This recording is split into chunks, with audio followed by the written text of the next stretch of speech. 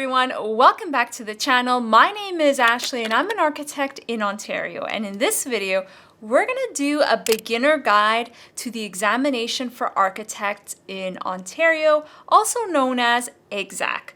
I'm going to be talking about the exam format, eligibility, registration, the types of questions you can expect on the exam, and all the details that you need to know about the exam.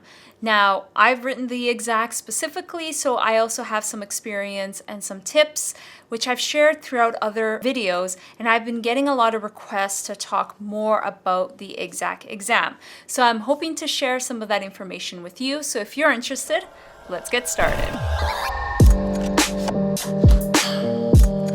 So I wrote the ExAC exam, and I thought that this could be a nice introduction for you if you are thinking about writing the exam.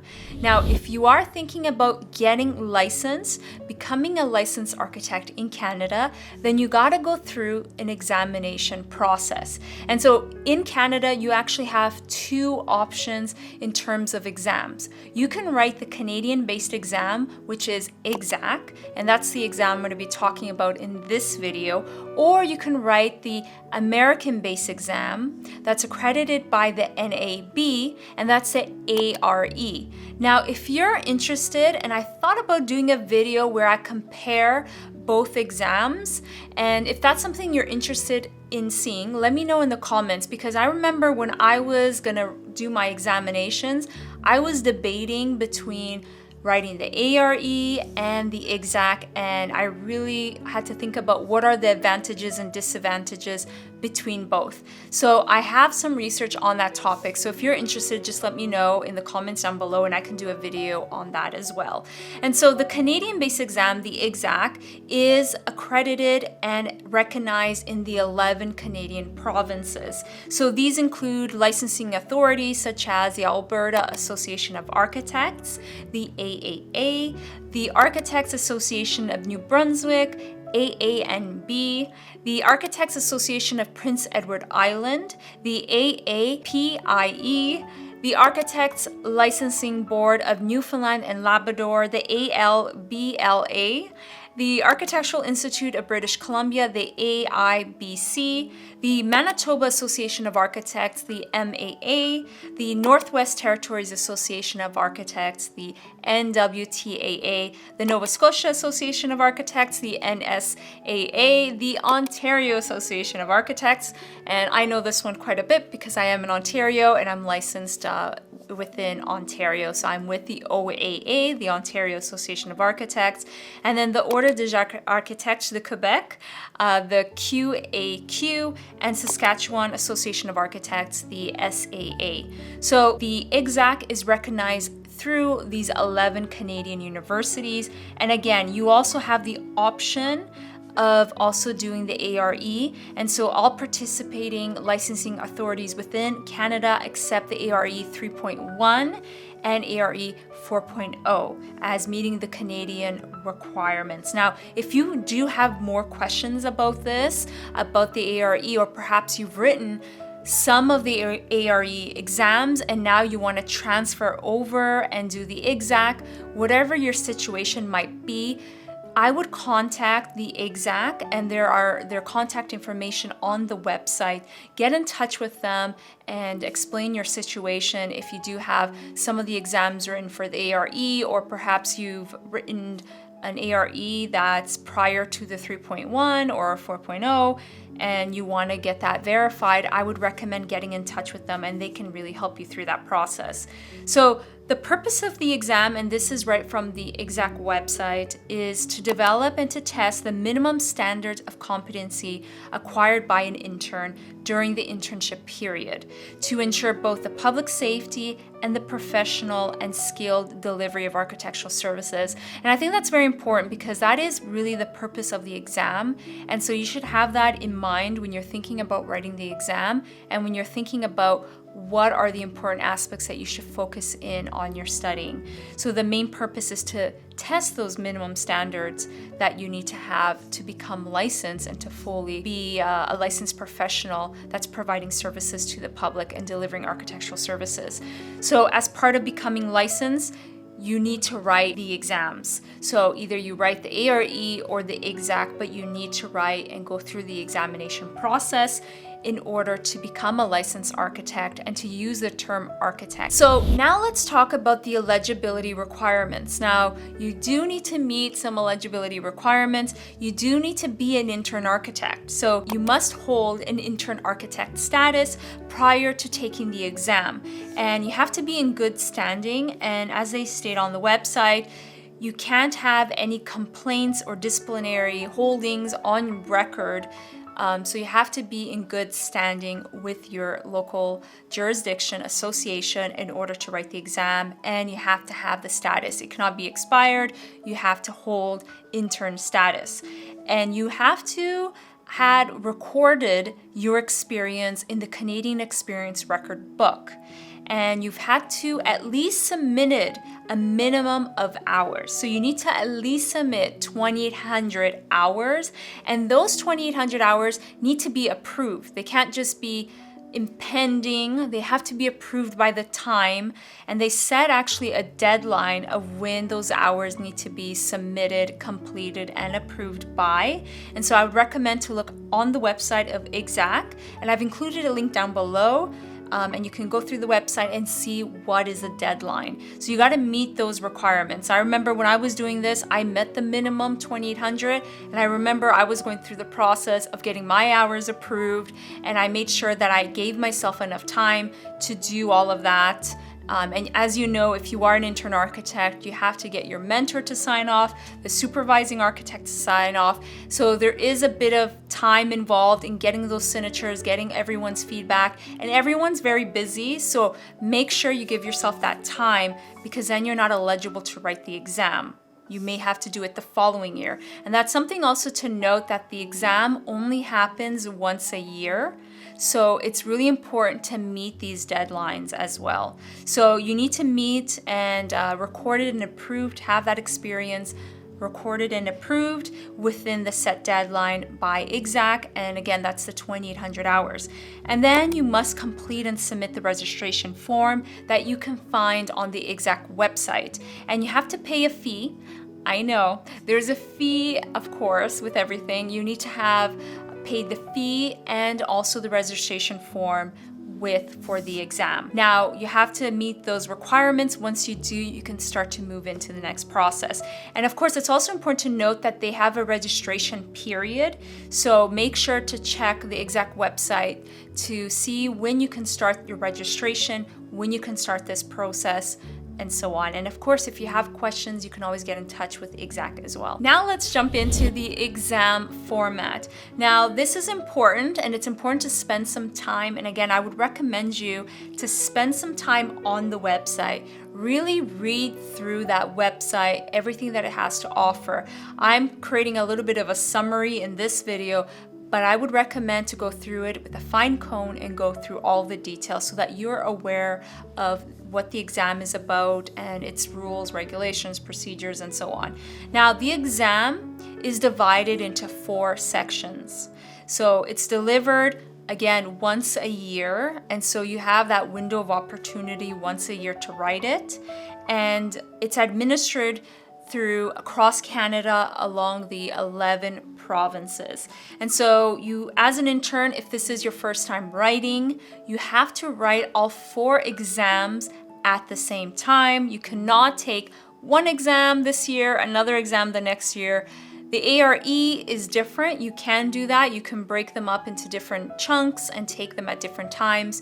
But with the ExAC, you have to do them all at once. So you got to take them all at once. And what happens is you're going to be doing this on a 2-day process where you're going to write 2 exams in day 1, and then day 2 you're going to write the other 2 exams, and they're a minimum of 3 hours each, so something to keep in mind.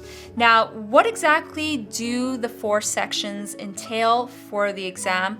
This is where it becomes important to understand the 4 sections, what they are about, and then they also have objectives for each, which ExAC outlines, and we're going to go through them as well in this video. But now let's talk about the 4 sections. Now, section 1 is all about programming, site and environmental analysis, coordinating engineering systems, cost management, schematic design, and design development. Now, I see section 1 as the early stages of a project. So you have all the concept design stuff, the coordinating, the early stages of a project. Then section 2 of the exam is the National Building Code of Canada. This is where you need to have the NBC. So for this section, you're allowed to bring the NBC with you. It needs to be a physical printed copy. You cannot use the digital NBC for this exam. And so you can bring that to the exam and you're going to be referencing it to answer the questions for section 2. Now, section 3 is the final project. It encompasses a bit of everything, and it's a comprehensive knowledge of an overall project from phases A all throughout the end of the project phase. And then section 4 is about bidding and contract negotiation, construction phase, office functions, construction phase, field functions, and then project management. So you got all the project administration elements within section 4. And so the exam is in metric, and I do recall reading, and I remember when I took it too, that they also have metric and imperial measurements at times, but it is in metric.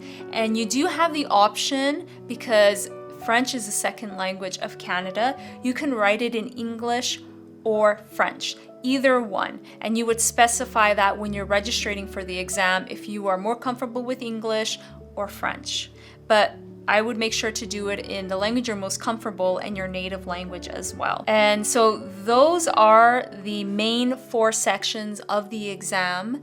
So I would recommend really getting to know those 4 sections, how the exam is laid out, because it's important, because that could really help you on how you begin to study for the exam. Now let's talk about the objectives. Now that we understand the 4 sections of the exam, let's get into the objectives of each of those sections and the particular elements that relate to those sections of the exam. So on the ExAC website, they actually do give you a breakdown of what each section really entails as well. So here we have the general and specific objectives, and this is from the 2021 that's on the website as we speak. So here you have the licensing authorities which recognize ExAC, and so we've gone through the 11 provinces, and now we get into the meat of what the exam in terms of the objectives is really important. Now, I want to emphasize that this document is very important. This is the document where I structured my studying and helped me to really organize my studying as well. So you have theme 1, which is programming. I would make sure you fully understand and you've gone through every general objective and every specific objective in detail.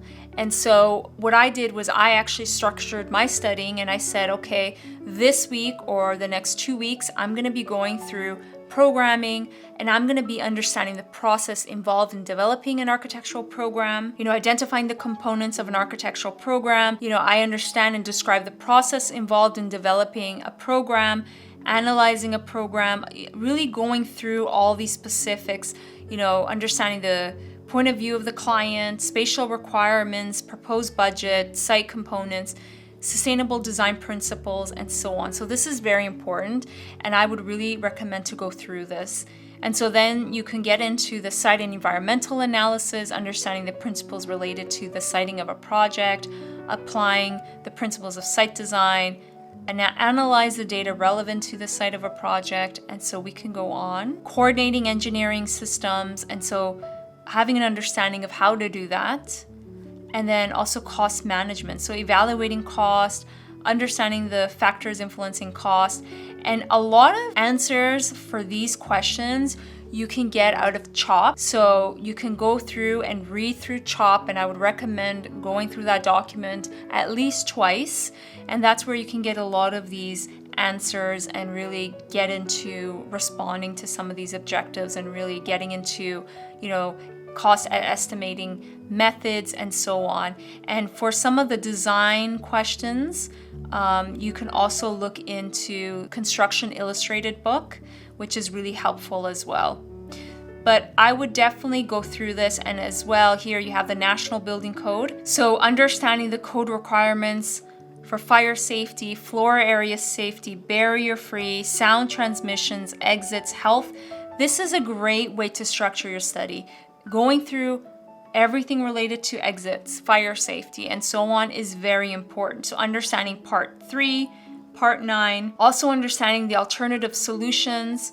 So really going through these objectives one by one, again, I'm emphasizing this again, is very important. And you want to make sure you have the time to go through all of them. So schematic design, design development, the final project, and then of course, evaluating material assembly. So Construction Illustrated is really helpful for these questions, or even the graphic standards is very helpful as well. And we'll get into some of the resources too. And I also have a video on some of the resources and books that I used for this particular exam. And so bidding and contract negotiations, and so we can go on office functions, field functions, project management as well. So those are the main objectives that you should be focusing on, and you can use this document to help you organize and structure your studying and help you focus in on the elements that you should be looking into. So now let's get into the question types. Now, I can't speak exactly on how many questions are per section and how many question types are per the section type of exam, but what I can tell you is that there are multiple choice questions, there are pairing and matching of components, placing steps, statements in order, and sometimes combining with multiple choice, sentence completion, fill in the blanks, and short answer. Now, what I do remember is that there are more multiple choice questions in comparison to all the other types of questions, but there are different types of questions which you should keep in mind as well. So here you have on the ExAC exam, and I'm on the examples of questions, and I'll include a link down below in the description box. And I would recommend you just to look into these types of questions. So like I mentioned, there's short answer. Oh, and I forgot to mention extended answer as well. So these are the types of questions that you can expect on the exam. And so these are some of the following sample questions that you can expect in terms of the overall language and the type of questions that you can expect on the exam.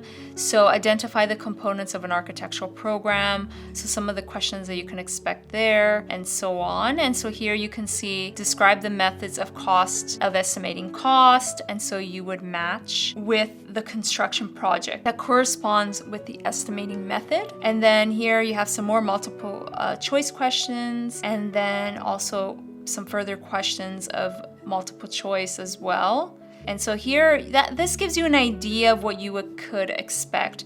Now, they don't have short answer question samples here, but this really gives you an idea of what you can expect in terms of what you would find in the exam, in terms of the overall language, and so on. Now let's talk about the key resources, and I've already talked about a few key resources throughout the video, but what are the key resources, the main principal resources that you should be focusing on? So let's go on the ExAC website and take a look. And so number one is again CHOP, the Canadian Handbook of Practice for Architects. And there has been a newer edition because I did not use this new edition, and this is the 3rd edition. I had to study the 2nd edition, so I also am curious on how the 3rd edition is, but you would need to reference the 3rd edition for this exam, and this is the 2020. And you also, of course, need to reference, because section 2 is about the NBC, you need to reference the National Building Code of Canada. This is important, and you need to reference the 2015, so keep that in mind. And so you're going to have to get a copy in order to write the exam. And you would also need to just look into the Internship in Canada program, the 2012 3rd edition. I went through it a little bit. There's not anything that critical, but do go through it, at least go through it once so you are familiar with what's in the book and in terms of the internship program, and you understand your responsibilities and so on. And so these are critical, and then they also have other references.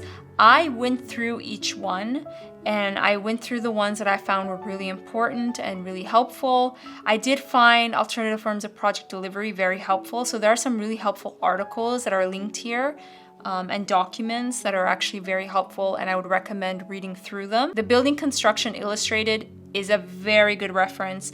I also did reference the Architectural Graphic Standards. I thought this was very helpful as well. So these are all great resources that I would recommend you to go through and get familiar with the ones that you feel would be helpful. And at least for each of the articles, I would go through them because I did find them to be helpful. And so they also have, CCDC2.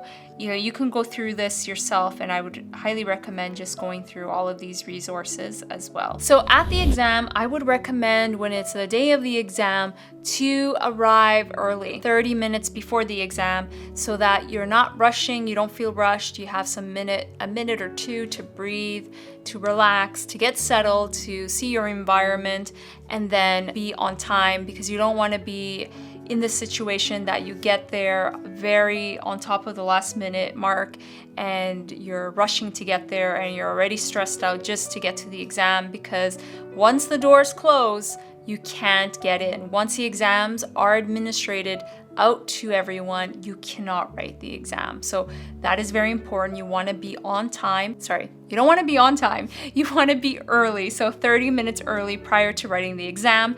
You want to make sure that you also have your NBC, the National Building Code, for Section 2, because you're going to be referencing that as well.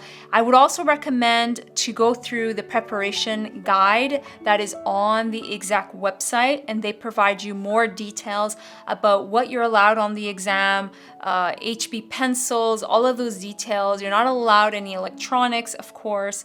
All of those things. They do give you scrap paper, so you don't need to bring scrap paper, and they actually outline everything that you need for the day and so on. So I would really recommend you and encourage you to go through those documents. So you've written the exam and now you're waiting for the results. Now the results for interns typically arrive mid-April for 2022. And you will be getting kind of a transcript which will be issued by the licensing authority, and it will indicate if you passed or failed the section. So if you pass and fail the first section, the second, the third, and the fourth, and you would know it's a pass or fail. There's no percentage here. You don't know if you got an A+ or a B-. It's more of a pass or fail type thing. And you're given, if you don't pass the first time, you're given 3 consecutive attempts to write the exam. So if you don't pass the first time, you're given 3 attempts to write the exam. So don't feel so pressured to pass. And I understand it's a very stressful and it's a big moment in your career, and you can say your life, but don't feel so pressured, because there is a bit of grace. You can write the exam. There are 3 attempts that you're allowed.